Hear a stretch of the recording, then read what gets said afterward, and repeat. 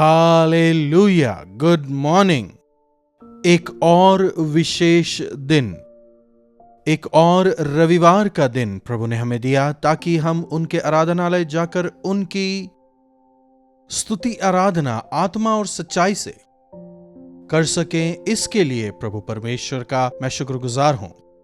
जैसा कि मैं हमेशा कहता हूं, हर हफ्ते चर्च जाना, प्रभु के साथ व उनके अन्य संतानों के साथ संगति करना हमारे लिए काफी आवश्यक है, काफी जरूरी है। आइए आज के मनन पर जाने से पहले छोटी सी प्रार्थना। महापवित्र पिता परमेश्वर, प्रभु इस समय जबकि हम आपके वचनों को सुनना चाहते हैं, हमसे बात करें। प्रार्थना यीशु के नाम से मांगते हैं, आमीन। एक सवाल मैं पूछना चाहूंगा, हम आखिर चर्च क्यों जाते हैं? क्या प्रभु को खोजने या फिर प्रभु परमेश्वर की नजरों के सामने हम दिखाई दें, वे हमें देखने पाएं? क्या इसलिए हम चर्च जाते हैं? देखिए, संसार में रहते हुए अधिकारियों की नजरों में पड़ने के लिए या फिर कुछ खास लोगों की कृपा दृष्टि पाने के लिए हम बहुत सारे काम करते हैं कि हम उनकी नजरों में पड़ जाएं। लेकिन इसमें अनोखी बात यह है कि हमारे प्रभु, वे हमसे प्रेम करते हैं, इसीलिए उन्होंने हमसे पहले प्रेम किया। इसीलिए आज यदि हम उनसे प्रेम कर रहे हैं तो इसीलिए ही तो कर रहे हैं ना, क्योंकि उन्होंने पहले हमसे प्रेम किया। उनका वचन कहता है कि उनकी आंखें उनसे प्रेम करने वालों पर, उन्हें खोजने वालों पर, उन पर विश्वास करने वालों पर निरंतर बनी हुई है। वचन हमें बताता है उनकी नजरें उन पर लगी हैं जो यहोवा परमेश्वर को निरंतर खोजते हैं, जो उन पर विश्वास करते हैं। मेरी योजनाओं को, मेरी आशीषों को उसके द्वारा इस संसार में पहुंचाने के लिए, उस व्यक्ति का उपयोग करते हुए उसे अनेकों के लिए आशीष का कारण बनाने के लिए, चाहे उन दिनों में हो या फिर आज, प्रभु की नजरें खोज ही रही हैं। जबकि पूरा संसार बिगड़ गया था, जब तमाम मनुष्य जाति उपद्रव से भर गई थी, परमेश्वर की नजरें खोज रही थीं, क्या कोई एक धर्मी मिलेगा? सब लोग मुझसे दूर जा रहे हैं, क्या कोई एक ऐसा होगा? तब उनकी नजरें नूह पर पड़ती हैं। नूह एक धर्मी इंसान था। धर्मी जन से परमेश्वर प्रेम करते हैं। देखिए, दूसरे इतिहास की पुस्तक 16वां अध्याय उसकी 9वीं आयत। देख, यहोवा की दृष्टि सारी पृथ्वी पर इसीलिए फिरती रहती है कि जिनका मन उनकी ओर निष्कपट हो, ताकि उनकी सहायता में वे अपना सामर्थ्य दिखाएं। क्या लिखा है यहां? परमेश्वर की नजरें इस पृथ्वी पर घूम रही हैं ताकि निष्कपटियों को खोजें, ताकि उनके द्वारा वे अपनी सामर्थ को पृथ्वी पर दिखाएं। ऐसे लोगों को उनकी नजरें ढूंढ रही हैं।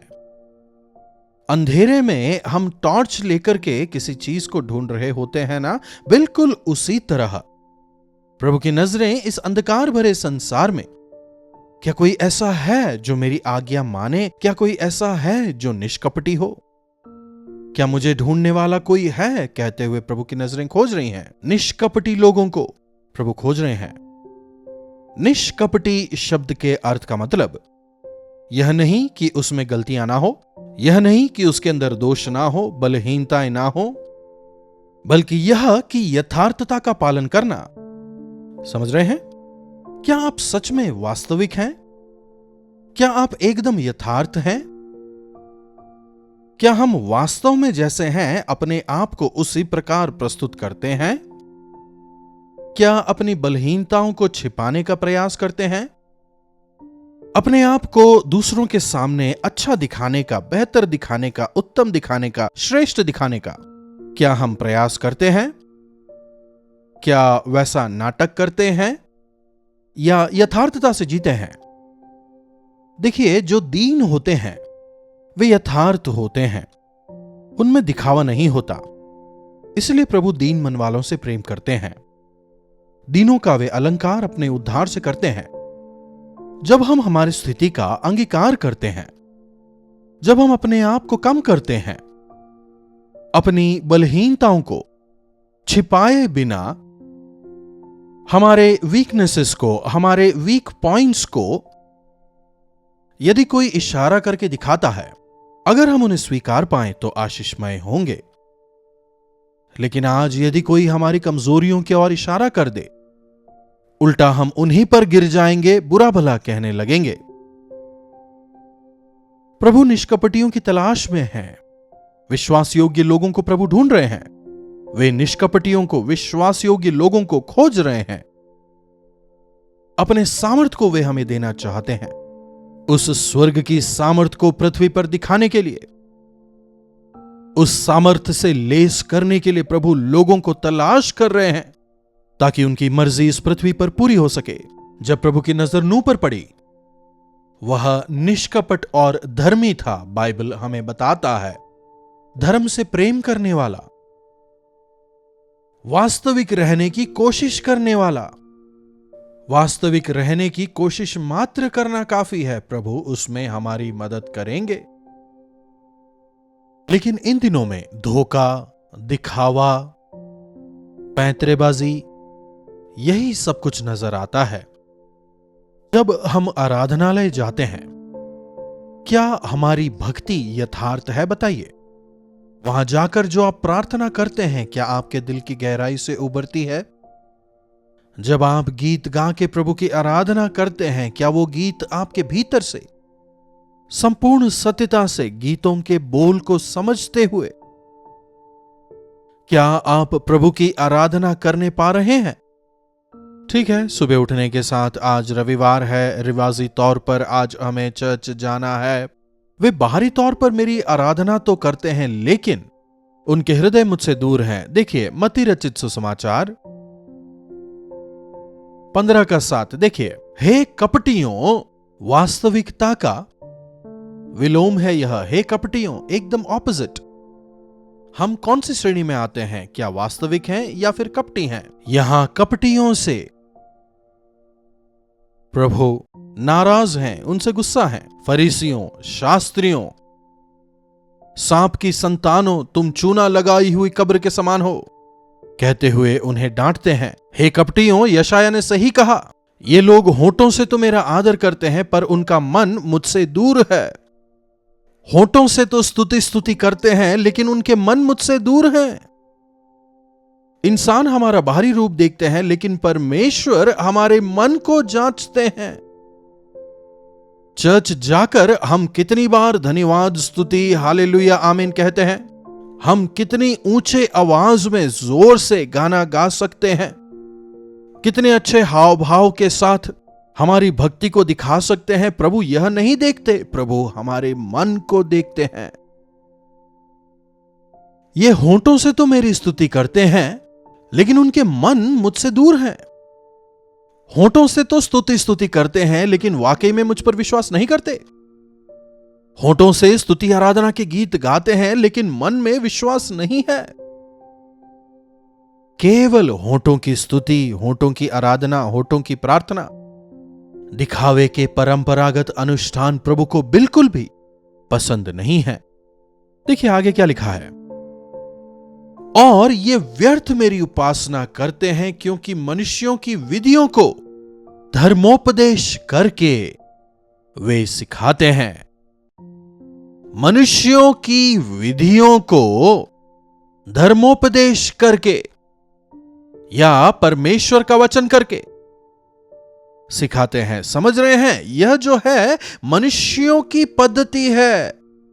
बाइबल हमें किसी भी प्रकार से किसी धार्मिक अनुष्ठान के पालन को नहीं कहती।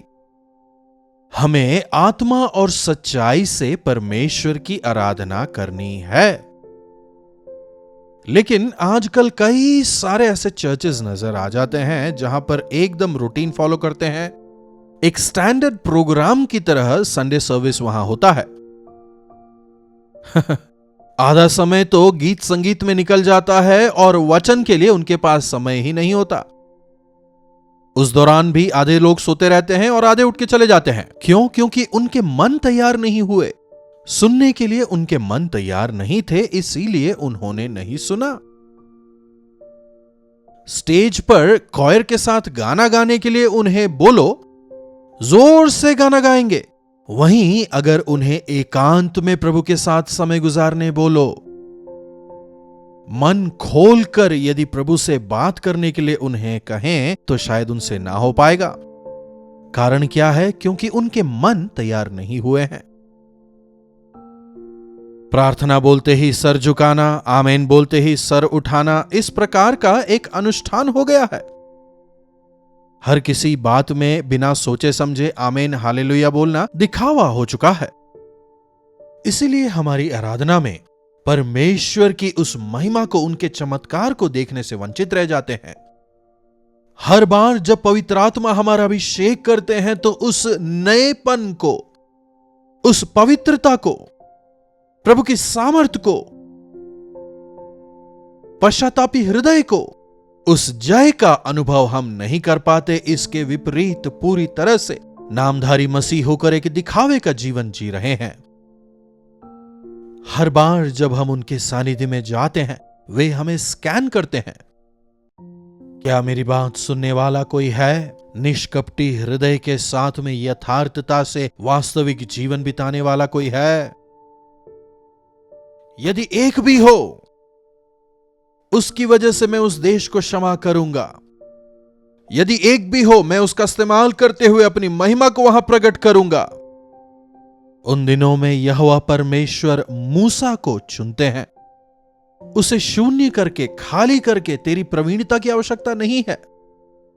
जो तेरे राजकुमार की पदवी है, उसकी आवश्यकता यहां नहीं है। जब वो पूरी तरह खाली हो जाता है, परमेश्वर उसे अपनी सामर्थ से भरते हैं और अपनी महिमा को संसार को दिखाते हैं। उन दिनों में केवल फिरौन ही ने नहीं, यदि आज हम बाइबल की शुरुआत की पुस्तकें पढ़ें, निर्गमन, लेवी व्यवस्था, गिनती, व्यवस्था विवरण की पुस्तकें, मूसा के द्वारा परमेश्वर ने कैसे महान आश्चर्य कर्मों को किया और एक पूरी जाति को उद्धार की और छुटकारे की ओर लाए, हम वहां देख सकते हैं। आज परमेश्वर चाहते हैं कि आप और मैं उनके लिए अवेलेबल रहें, ताकि उनके सुसमाचार को हम पहुंचा सकें। बड़ी संख्या है जिन्होंने सुसमाचार नहीं सुना। हमने जिन्हें सुसमाचार सुनाया है, उन्हीं के पास वापस जाते हैं। हमारी भाषा बोलने वालों के पास ही जा रहे हैं, लेकिन कई ऐसे हैं जिन तक सुसमाचार अब तक नहीं पहुंचा। उन दिनों जैसी मसीह यीशु की सामर्थ, उनकी महिमा आज संसार में उस तरह से प्रकट नहीं हो पा रही, वो प्रत्यक्ष नहीं हो पा रही। झिलमिलाती हुई हमारी भक्ति इधर उधर थोड़े समय के लिए प्रकाशमान जरूर होती है, लेकिन वो प्रकाश नजर नहीं आता। आज चर्चेस में भी एक ठंडापना होने की वजह से ही तो प्रभु का नाम दूषित हो रहा है। विश्वासी भी धीरे धीरे करके चर्च जाना छोड़ देते हैं, फिर केवल नाम के लिए चर्च जाते हैं। देर से जाना, जल्दी निकल जाना, लोगों के साथ में संगति नहीं करना, जस्ट नाम के लिए चर्च जाना। उन्हें देखकर प्रभु कह रहे हैं, हे कपटियों, तुम्हें किसने बुलाया? तुम्हारे भेंटों को, तुम्हारे बलिदान को क्या मैंने मांगा? भेंट चढ़ाने के लिए आप चर्च ना जाएं, अपने हृदय को प्रभु को दें, आत्मा और सच्चाई से उनकी आराधना करें, हम पर उनकी नजर पड़ने पाए। अपने हृदय को आप तैयार करें। निष्कपटी हृदय वालों को वे अधिक सामर्थ्य देते हैं, उनकी तलाश में हैं, उन्हें वे दृढ़ करते हैं। वे अपनी सामर्थ्य दिखाएंगे का मतलब, आजकल कई सारे टीवी कार्यक्रमों में आपने सुना होगा, इस कार्यक्रम को आप समर्थ बनाएं, इस कार्यक्रम के लिए मदद भेजें, मतलब आप अपना पैसा भेजो, यही है समर्थ करना। लेकिन यहां प्रभु कह रहे हैं कि वे निष्कपटियों की सहायता करेंगे। निष्कपटियों को वे गिरने से बचाएंगे, दृढ़ता से खड़ा करेंगे। हर बार जब आप चर्च जाते हैं, अपनी कमी घटियों को, अपनी कमजोरियों को प्रभु के सामने माने और आत्मा और सच्चाई से और निष्कपट मन के साथ में उनकी आराधना करें। प्रार्थना। महापवित्र परमेश्वर, प्रभु, रविवार दर रविवार जब हम चर्च जाते हैं, केवल हमारे होंठों से आराधना करने वाले ना हो जाएं, बल्कि एक निष्कपट मन के साथ में आत्मा और सच्चाई से आपकी आराधना करने वाले हम हो जाएं। प्रभु, जितने इस संदेश को सुन रहे हैं, होने दें कि प्रत्येक में एक निष्कपट मन पैदा हो जाए, ताकि प्रभु उनके जीवनों के द्वारा आप इस संसार भर में अपनी महिमा को प्रकट करने पाएं, दिखाने पाएं। प्रभु, होने दें कि अपने जीवनों से आपके सामर्थ को व्याप्त करते हुए एक गवाह का जीवन हम बिताने पाएं। प्रार्थना यीशु के नाम से मांगते हैं, आमीन। अब हमारे पिता परमेश्वर का प्रेम, प्रभु यीशु मसीह का अनुग्रह, पवित्र आत्मा की संगति और सहभागिता हम में से प्रत्येक के साथ आज, कल और सर्वदा बनी रहे, आमीन। प्रभु की महिमा हो। अपने प्रार्थना विषयों को आप हमें 9884907779 पर व्हाट्सएप या फिर वॉइस मैसेज द्वारा भेज सकते हैं। हम अवश्य आपके साथ मिलकर आपके छुटकारे के लिए प्रार्थना करेंगे। प्रभु अवश्य आपके जीवनों में चमत्कार करेंगे। यदि आपने चैनल को सब्सक्राइब नहीं किया है तो सब्सक्राइब करें, साथ ही साथ लाइक और शेयर करना भी ना भूलें। प्रभु आप सबों को आशीष दें।